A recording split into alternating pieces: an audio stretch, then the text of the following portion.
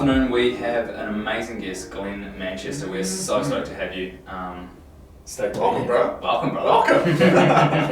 It's been in the works, hasn't it, this whole potty? There's been a few messages flicked back and forth. I think we finally managed to wrangle you in. This is my first podcast. And, Is it? Yeah, it was kind of like a little bit, man, am I ready? Are you ready to... What were the key anxieties around your first podcast? I don't know, like, you just think that, what am I going to say? What are they going to ask me? What are they going to ask me? What am I going to say? What if they make me look like a fool? Those damn boys. So good. No, but honestly, stoked to be here. Thank you for asking me. Awesome. Let's get into it. Yeah. Phenomenal. Dude, give us a little bit of a background. Who are you? What do you do? Well, I am a cameraman. That's basically what I say I am. I'm a cameraman, but I also do a little bit of editing and voiceover work as well. Oh. Did you hear the cutout there? Yeah, briefly. Yeah. Cool. Charlie didn't because he hasn't got it. No, I don't have headphones. I think it's just the lines going into it, but yeah, it tidies itself up in post.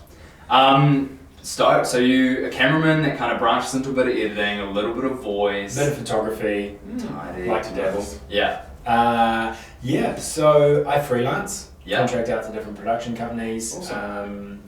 It's something that I've been doing freelancing for the last several years. Damn. Before that, I was full-time at a production company Yeah. for Right. about 3-4 years. Wow. Before that, I was working at a music TV station Wow. for several years. Which That's station? it. Yeah. Juice TV. Were you No actually? way. I was Juice TV. Dude, is Juice still going? No, it's not. Right, okay. Just that method, you know. Uh-huh. There's no music TV stations around really. Right. I don't think anymore. Who watches TV? I don't think so. Not a whole lot of people. Yeah. Edge TV is still running, Okay. but that's running predominantly because it's backed through radio. Radio. Yeah. See, So that it's was kind of smart. like a complementary channel. Yeah.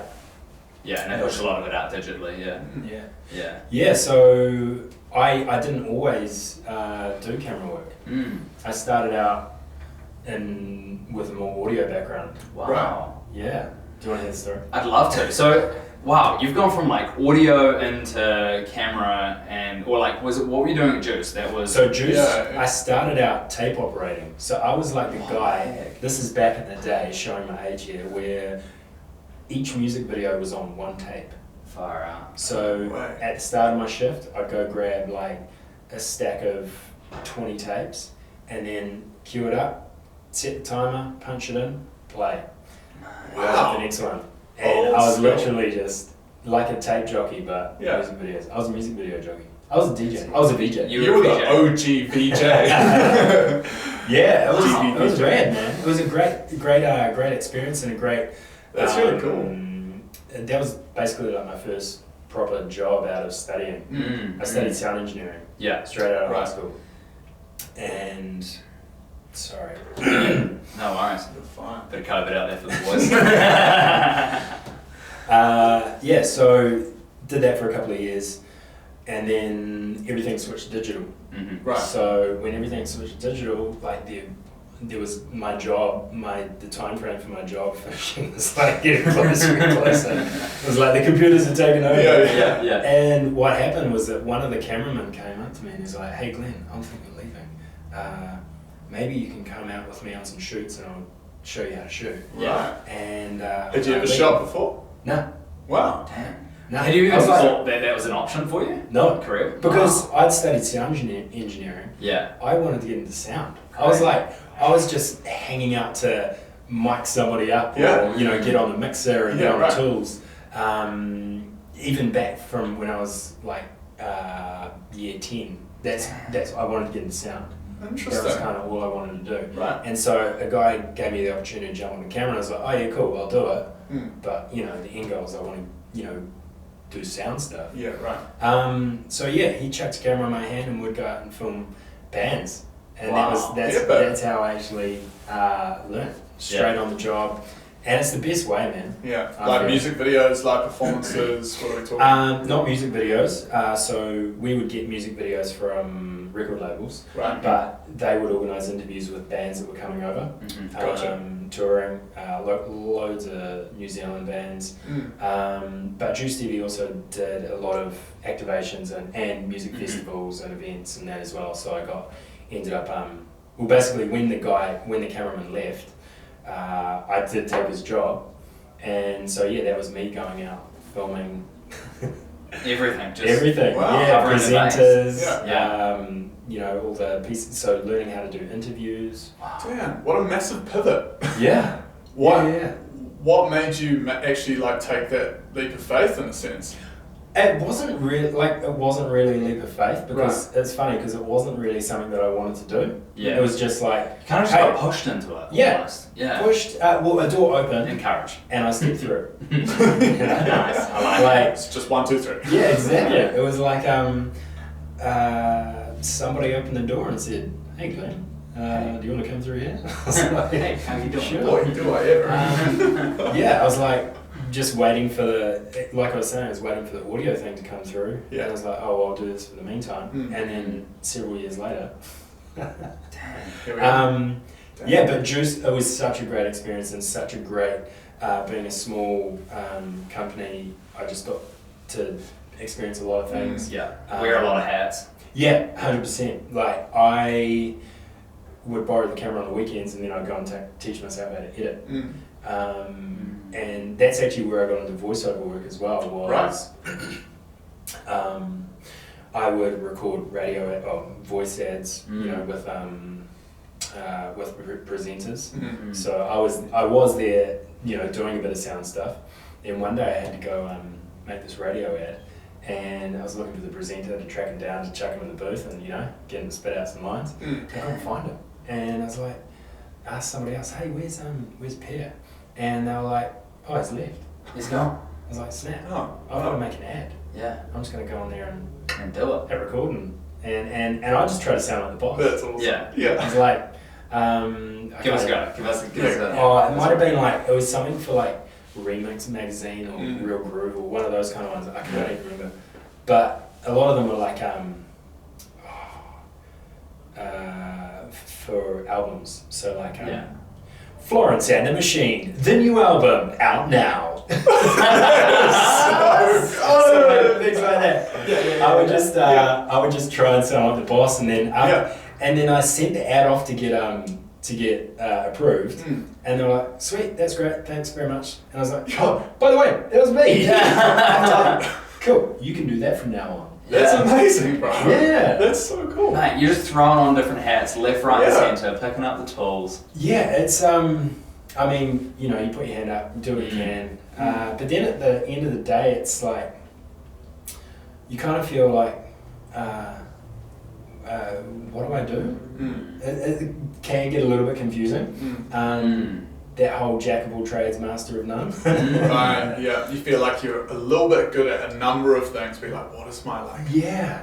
My Yeah. number? I guess even as a creative, like when you've got creative tendencies in so many different arenas and different areas, and you're passionate about different things, that is hard to like even understand, I guess, your creative identity or even your identity as a person. Especially, I feel like in our society, it's so common that like our identities tend to be tied like to our careers or to our trade or to whatever it is that we do for the majority throughout the day. And, like that is what our identity tends to like become from.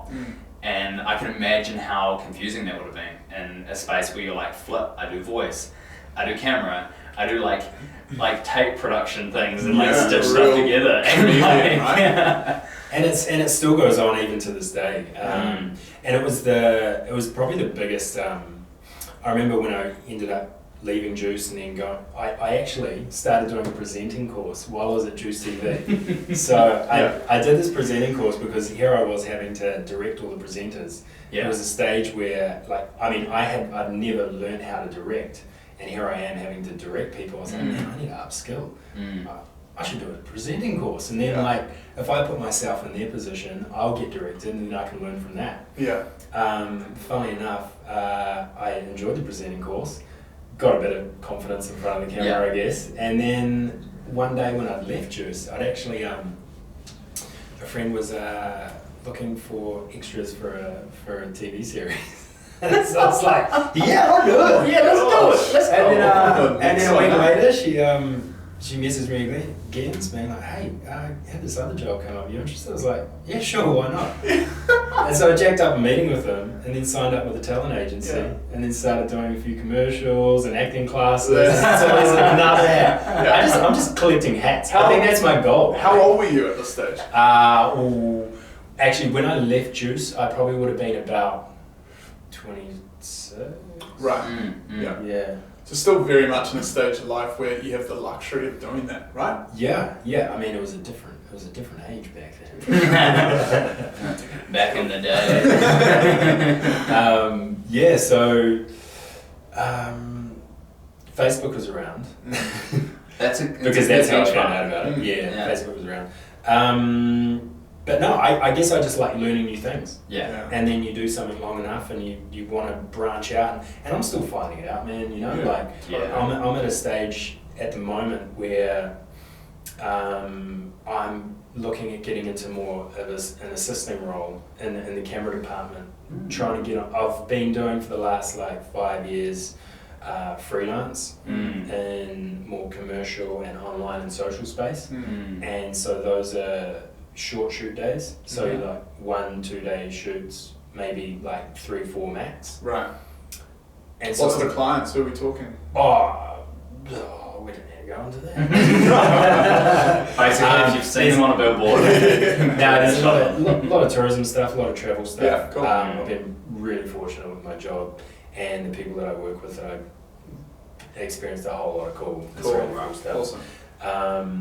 And work with some really cool brands and companies, both videoing and photographing, that I'm just super stoked for. Awesome. Some dream jobs, definitely. But, doing those shorter ones, I'm kind of looking for a little bit more stability, maybe.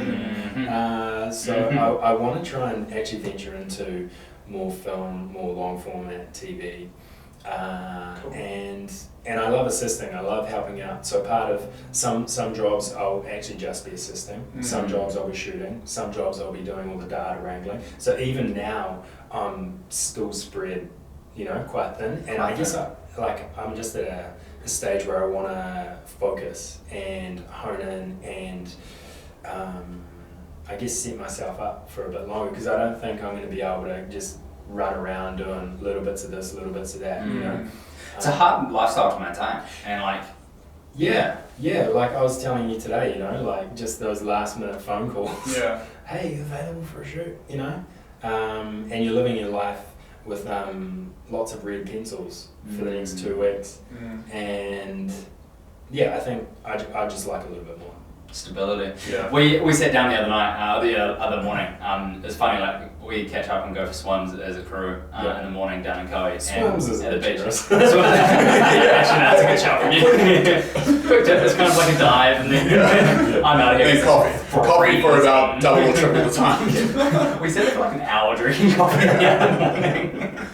Anywho, and I love it. me too. Any other way. Yeah. Honestly, this morning was just magical. Literally set me up for the day. Big FOMO. Yeah, if you don't get in the water before your day starts, you should. It's magical. Yeah, and the shower does count. The shower does count. You just whip that handle round to the cold. Our Green was challenging us to shift that shower handle a little bit further to the cold side, and I was mate, not ready for that. Don't shift it, just go all the way. Yeah, it's all or nothing, man. Yeah, you can't. I did not have that commitment level there. I'm pretty sure my tanks just get way too icy. Dude, I saw you this morning, man. You were straight in there. That shoot this morning was nice. Yeah. I did love a dive. Yeah, you do. Yeah. Anywho.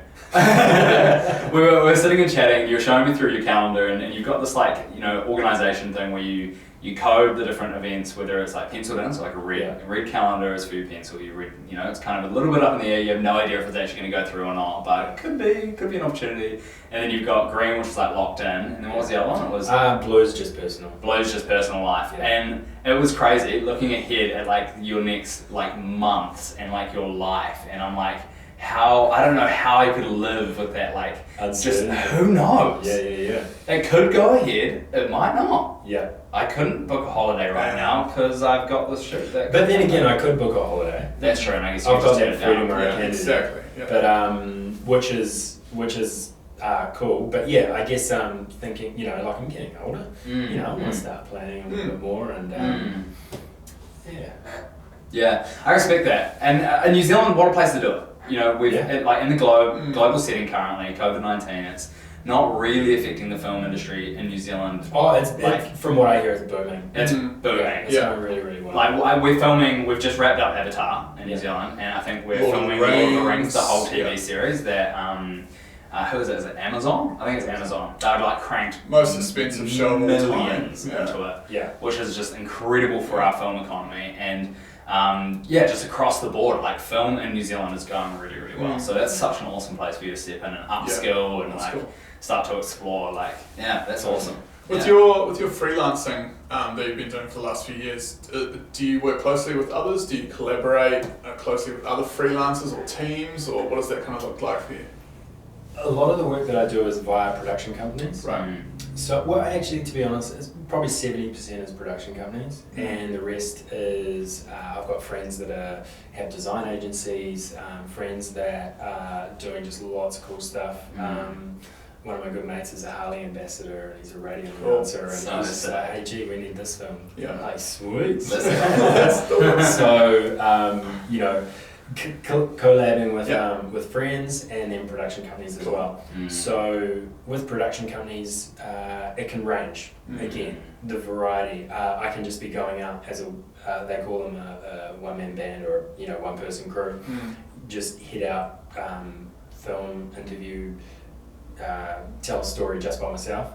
Sometimes there will be a director that will come along, sometimes we'll have a lighting person, sometimes there will be client on set. You know, it can range from just me going out with one other person to like a 50-person crew. You know, like where those bigger ones, I'll be playing a smaller role, and you're part of a bigger crew.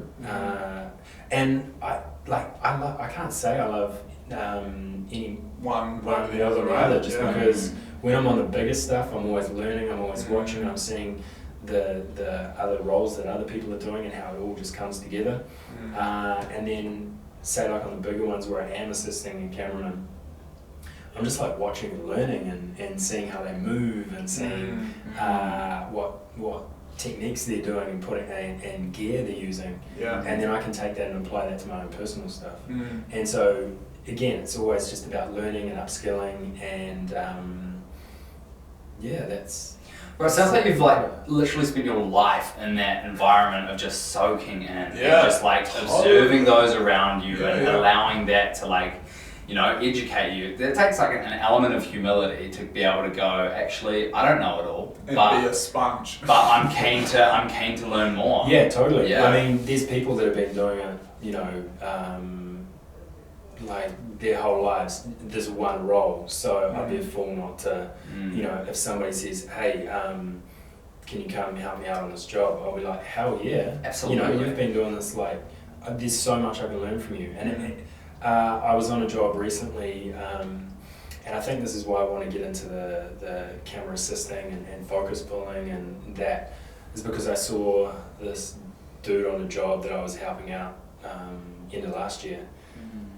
And I don't know, he just inspired me. He was just like, Jack. He's just absolutely But he was a beast. And he was so well respected in the industry. Cool. And I was like, I'd never seen that role look so attractive before, if that makes sense. He was just, he was a machine. Everyone spoke so highly of him. I was like, man, I want to be like that guy. That's cool. Yeah, it's cool to like have those people that it's not a weird idol or oh my gosh I have to get to that level, but it's like, man, that's inspiring. I love the way he's owning that space and that role. Yeah, totally. And like for me, it's like I guess some people would say like the DOP or the director, or you've got these kind of roles that are sort of overarching. And they get paid more and all this kind of stuff. But for me, just being a part of it and helping other people, Right. like it's like just in life, you know, I want to help other people like do their job well. That's all that's my main concern. Yeah. I was so curious to ask, like, what has been probably one of your biggest goals in your whole journey across the board? That is literally what I was kind of gearing up. Like, what's been something that you've been fixing your eyes on, and it's like through the hard times, but also through the amazing successes that you've had, and like some of the high moments where you've landed that massive client or you've produced something you're really stoked about. Like, what's something that's kind of stayed consistent that you've been kind of working towards and aiming towards and working on through your creative process? I honestly feel like it's all about people and relationships.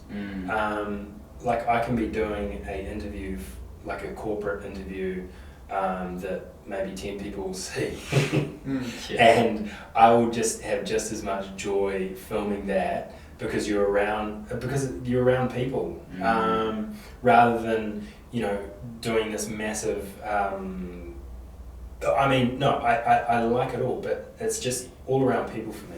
Like the job, the scale, traveling overseas, that's all cool.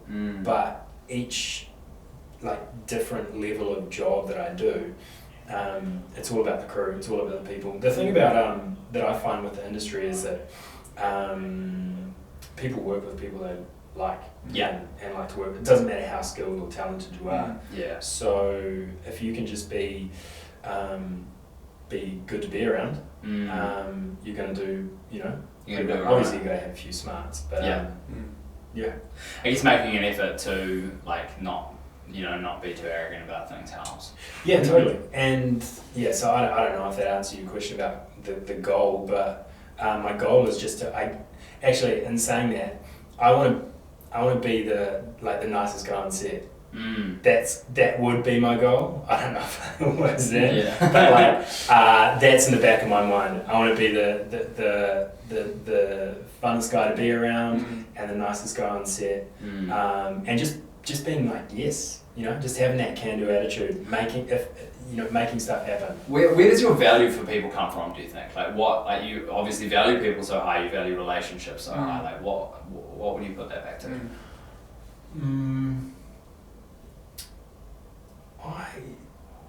I don't know. I mean, some people are people. Yeah, bro. Straight up. Some people are people. Some people are like just wired to, you know, not communicate and just like push buttons, you know, and that's their lane. And they're so good at it. Yeah, exactly. And then you try and put them into a role where they have to communicate and they'll just like fry. I feel like me is like, I like making people feel comfortable. Cool. And like nothing's, you know, like a big deal. Trying to bring some calm. So the very helpful person to have in life. Yeah, people feel included as well, right? Yeah, well that's the goal. I don't know how well I do it, but that's my goal. Yeah, that's what I just want people to feel valued and seen and heard. Because they are. You know. That's great. What's been your most memorable shoot that just sticks with you to this day? You might never see it. Oh man, again, there's so many. Far out. Like Juice TV. You know, there were so many festivals and like events and concerts and amazing things. I did. There has been a few trips overseas. Cool. I went to Vegas once with Gravity. Nice. Is that when they were launching the route? Or? No, that was for their 5th birthday party. Yo. Right. So I got to go over there and film. Sounds like the best 5th birthday party of all time. That was wild, man. They chartered 2 747s over. No way. And 600 Kiwis went over there. We stayed at the Tropicana 4 nights and just it was cool. Wow. Were you shooting for that? Yeah. So I was shooting, but again, it's work, man. But it was a cool location to work. Like you're shooting during the day and then you're editing at night and then you're uploading. And it's funny, man, because like, you know, I don't do them so much these days, but my Instagram stories. I was gonna bring that up. I love Instagram stories. Yeah, I need to get back on the horse. It's like, it's fun. Like I do enjoy it. That's cool. But doing things like that, so fun little projects and goals. It's funny how that can lead to work as well, because totally. And that's actually what happened when I started doing those a couple of years ago. The reason I actually started doing those stories is because I was, with my Instagram, I was posting photos of trips down the South Island and trips here, there and everywhere. My Instagram's not really filled with my day-to-day stuff. Right. So producers and people that are giving me jobs, they're like, oh, I'm not going to call Glenn because he's down the South Island. he's like out of, yeah, exactly. So I was like, oh gosh, I need to change this. Instagram stories. Okay, I'm going to try and let people know that I'm around. So I just started basically vlogging. Never been much of it, never wanted to get into YouTube or anything like that. Right. But just doing quick little daily stories on Instagram. Kind of real time, hours. Yeah, exactly. Trying to make them creative. One, it was helping me to shoot and be selective in my shooting, editing faster, get clear, concise storytelling down. And two, it's showing people that I'm around. Yeah. And then I did that for 2-3 weeks, and then I get a call from a mate. He's like, "Hey bro, I got this job coming up for Harley Davidson. I love the stuff that you're doing. With your Instagram. Maybe we could sort of do something like that." Take that style, yeah. Yeah, that style. So a quick little film during the day, turn around, edit at night, upload it. That's amazing. And then so ended up generating your work. And exactly. A job out of the overflow of just your own passion and creativity. 100%. And that's exactly with the photography as well. People, but it's also knowing the right people. People had from work or from one of the production companies have been seeing a lot of my work photography wise, and then MacPack came along and they put me forward for this. Yeah. So I got to shoot a couple of MacPack catalogs. Cool. Which is is wild. I'm not I don't know. It's still just a fun hobby for me. But to tell you the truth, a cool job that I did have, again through Instagram, was driving a band around the country. No way. What band? Imagine Dragons. No So way. they popped over for a couple of shows, and they were shooting a music video. Yeah. And one of the production companies I was working for was kind of producing it. Wow. Man, we need somebody who knows the country to be able to drive them around and take them to all the cool places. We should see what Glenn's up to. That is awesome. Yeah, Bro, that's so cool. You started out in Juice TV, where you've literally gone from stitching analog music videos together to this amazing you've gone through that first initial digital revolution and the introduction of social media and all of that kind of stuff, and you're now in a position in your career where social media is literally generating you money. Totally. It's giving you work. Dude. So sick. What's that? Seventh project. This is the new little CV. Oh, you no! What? Yeah, man. Right. So me and my mate, Right. we're doing I'm sure I've told you about it. No, you T-shirts. haven't. We've talked about it. We've talked about it.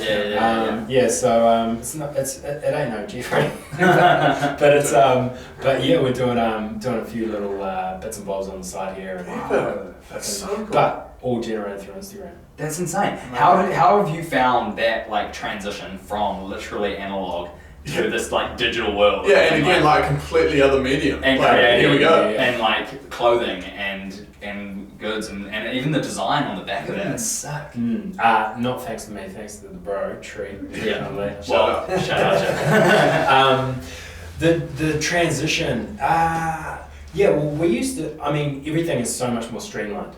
So much more streamlined these days. And that's cool. Yeah, and I think, we used to shoot on a mini DV tape. So we used to put a cassette in our camera when we film interviews.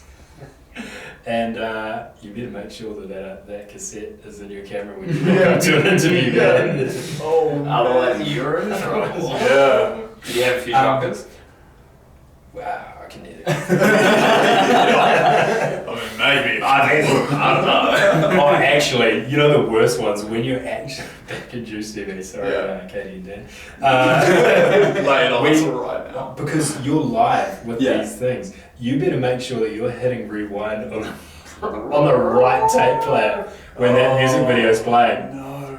Yeah. Otherwise, that's going straight to the TV. That's going straight to the aerial, man. Oh man. Yeah. So, sometimes if you don't, you wouldn't punch in the correct countdown duration. The tape wouldn't click over.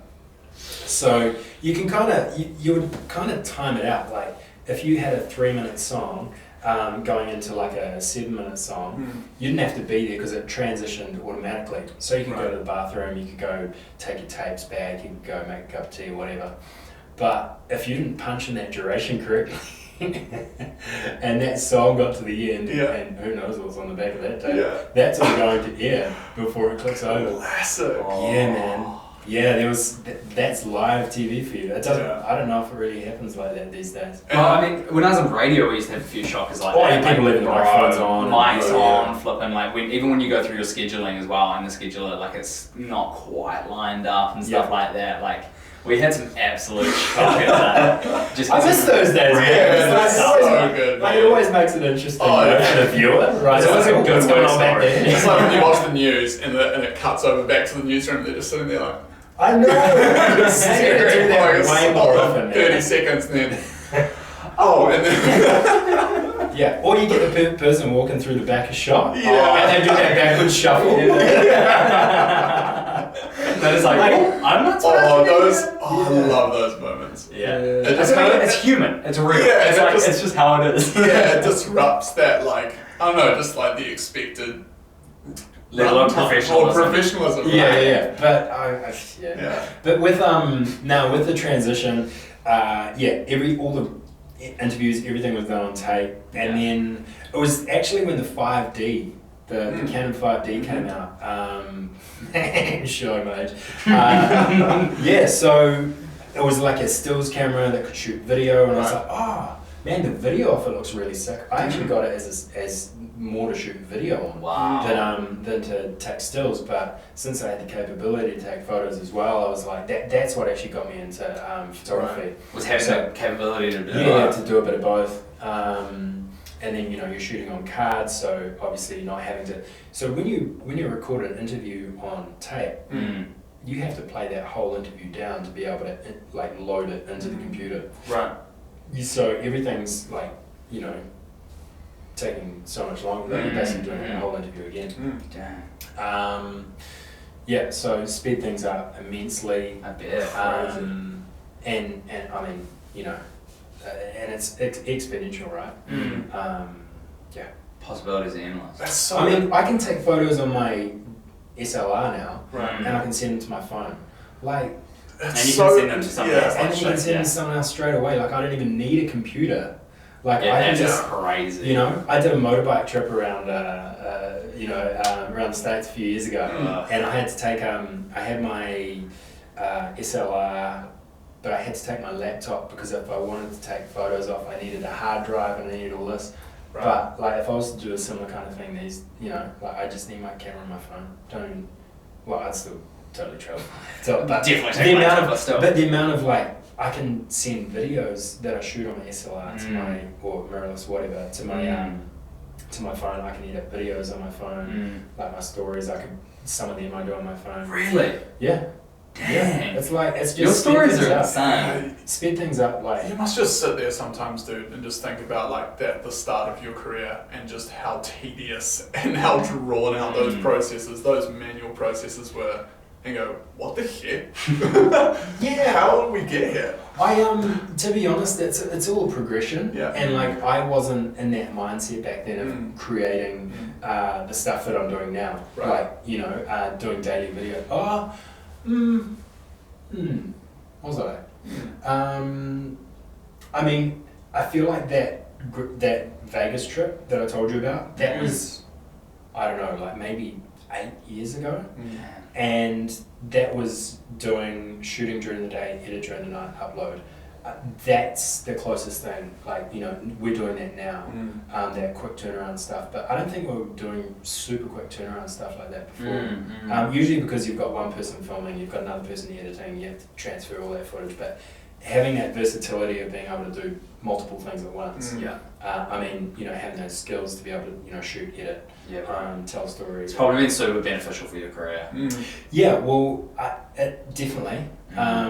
But then beneficial, but then you hit limitations, you know? So you hit limitations in the quality of work that you can do. Because, I mean, hey, you know, we always work better in a team. Where there's more specified roles where you just hone in, you know. The more you're doing one thing, the better you're going to get at it.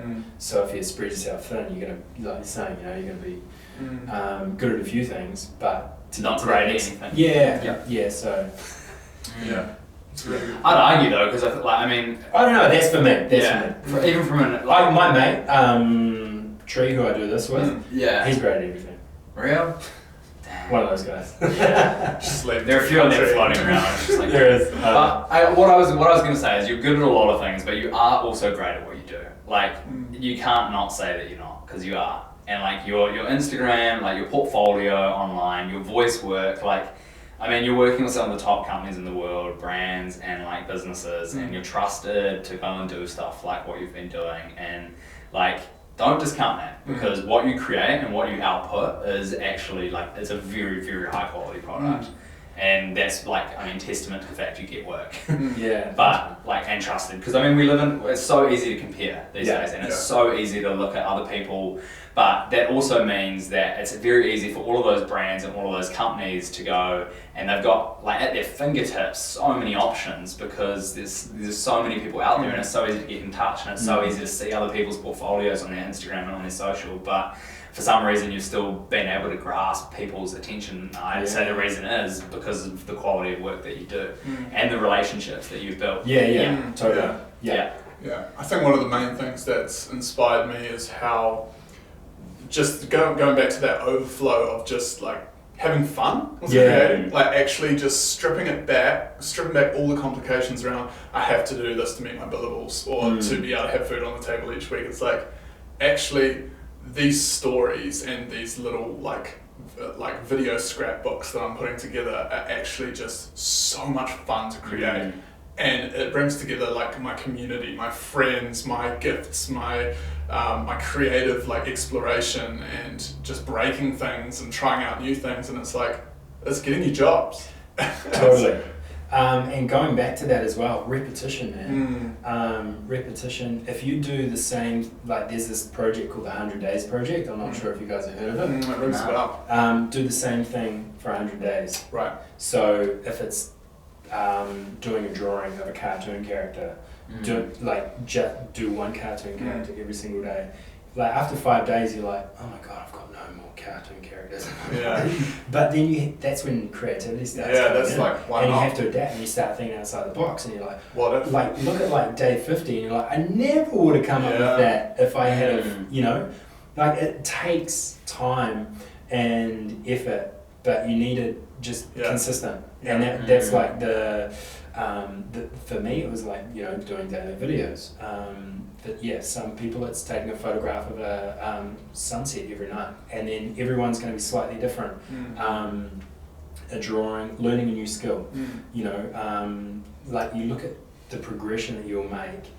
I'm pretty passionate about that stuff. I don't do it all the time, but I know that it works.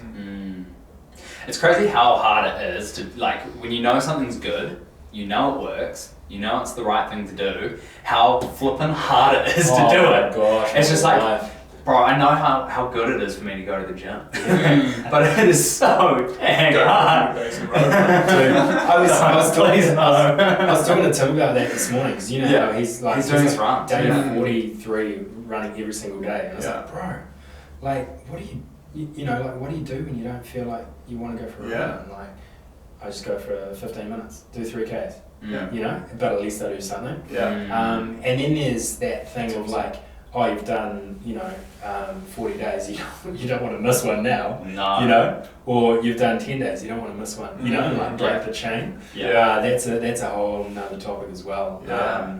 So having that as motivation, but then again, having the goal.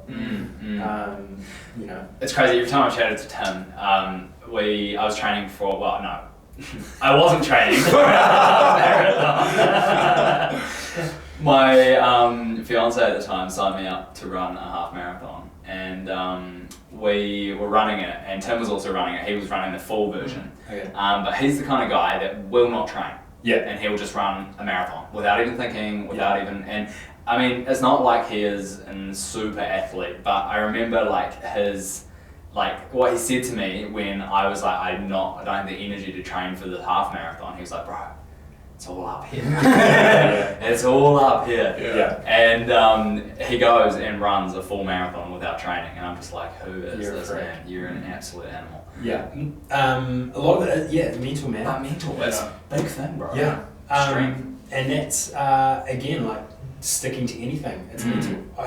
Did you guys watch, There's probably runners listening to this at the moment being like, you guys are going to And by the way, we're not sending a marathon without any training. Yeah, you'll be very sore. I don't recommend. Tim was very sore. He did it.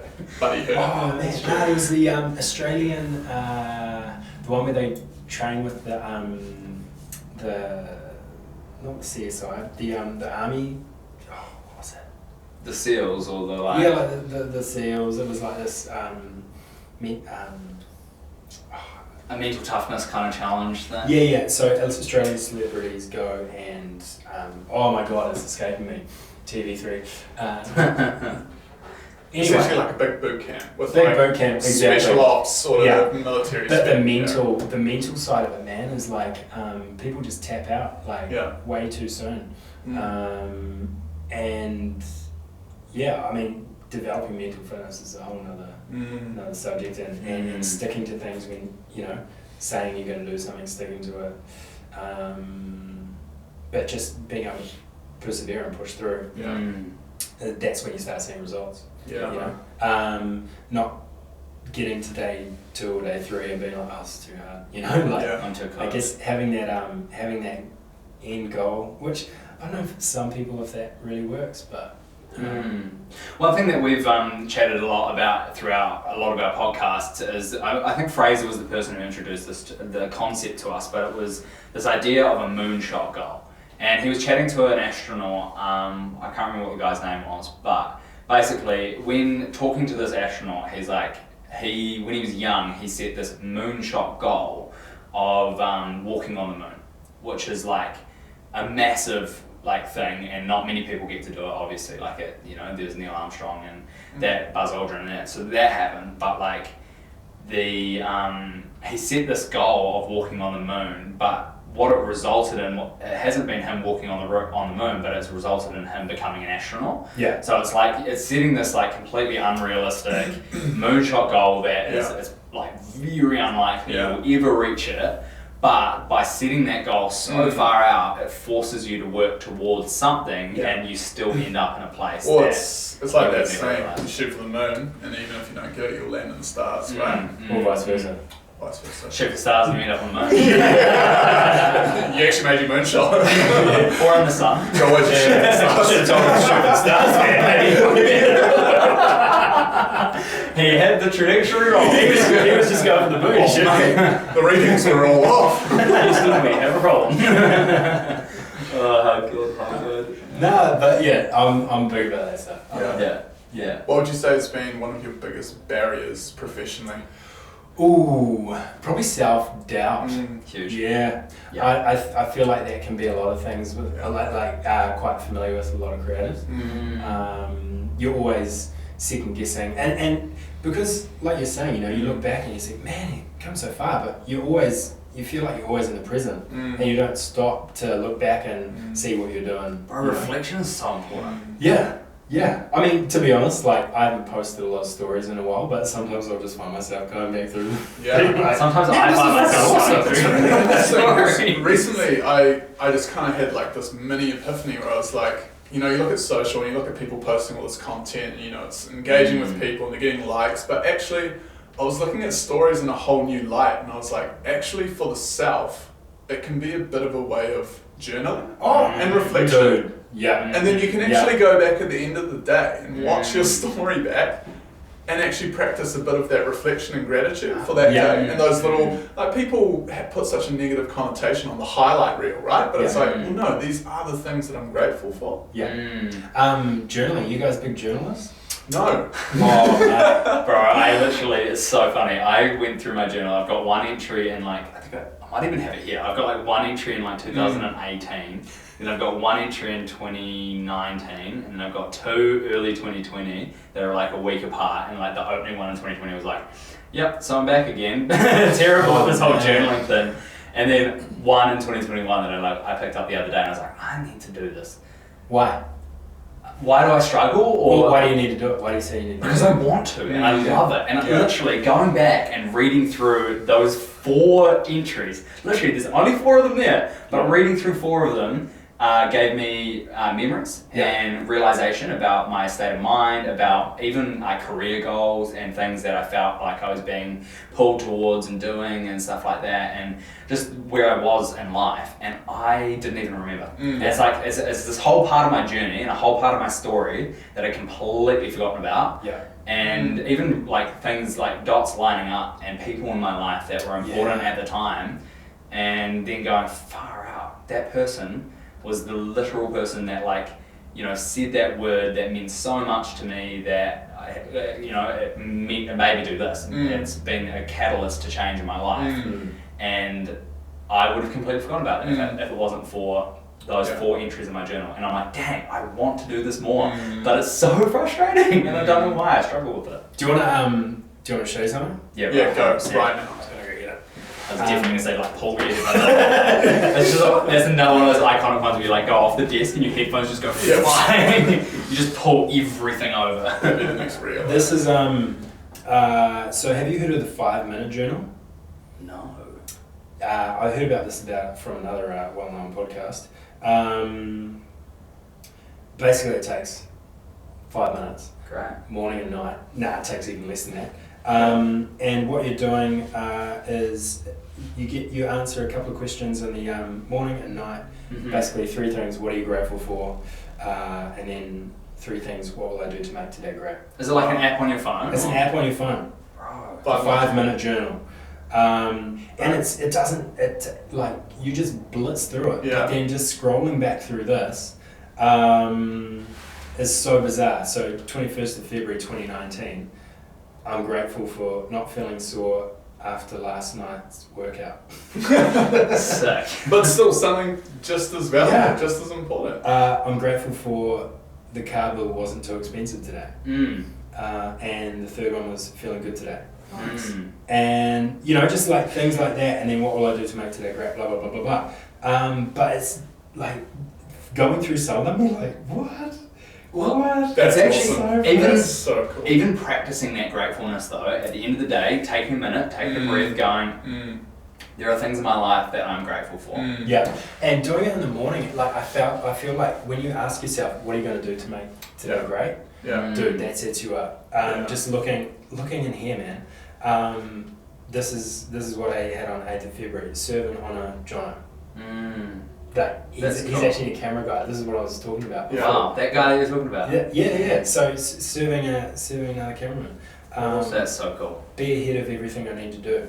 So it's just getting your mind in that zone, like first thing in the morning. And then the third thing was think of others first.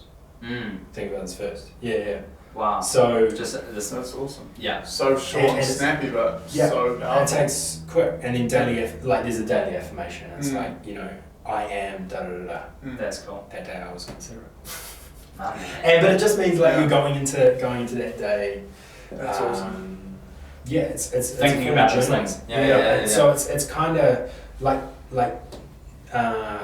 you've got your retrospective journal where you're like, this is what I got up to, da da da. But then this is the more forward thinking, like actually more calling it out, speaking it into being kind of thing. It's a very proactive form of journaling, and if any, in some respects, it's like mental preparation and like preparation for the day and laying a foundation. That's a great way for what you want, what you're wanting to build. Yeah. You know, like if you're wanting to build a house, the most important thing is to lay a foundation. Yeah. And you want to lay a solid one, and I guess that is a way to like actually be tangibly making an effort to lay the foundation for the day that you want to build. Yeah. Yeah. Almost goal setting in a way. Way, like, I think a lot of people get really overwhelmed with like setting goals. Yes. But if you can do like a little daily, this is what's going to make today great. It's just a little reminder. It's a couple of things, and then build it from there. It's kind of like that thing. I don't even know where it's from, but it's one of those like classic things that you say. It's like when you've got two ships that are going next to each other, and one changes its sails by like 1 degree to the right. You know, 2, 3, 4 days. They're not necessarily that far apart from each other, but in 5 years. They're not within sight, that you cannot, they're in completely different worlds. Yeah, it's like a great way of putting it. Changing that 1 degree in your life can radically alter the destination. Yeah. That's awesome. I just wanted to... I was like, you want me to contribute? Charlie, say something. To you, Charlie. And to you, my friend. Dude, thank you so much for coming on the podcast. It's been amazing. Yeah, I'm really glad. I'm sorry for the delay. This has been fun. Yeah, it's been really good. I don't know what I was so scared about. I wasn't scared. You just had those pencils. Well,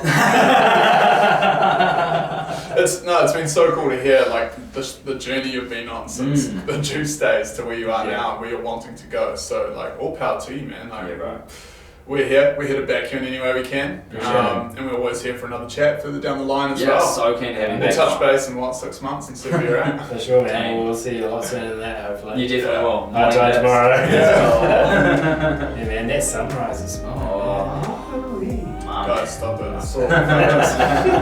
Charlie was down this one. I was in bed like, this is so good. And those little photos was like, not good enough. It's not as good as that. The dream. I love it. Okay. What a time to be alive. Ciao, ciao, ciao. This has been the Jeffrey Podcast with Cam and Charlie. Thanks for tuning in. See you next week. That's sick.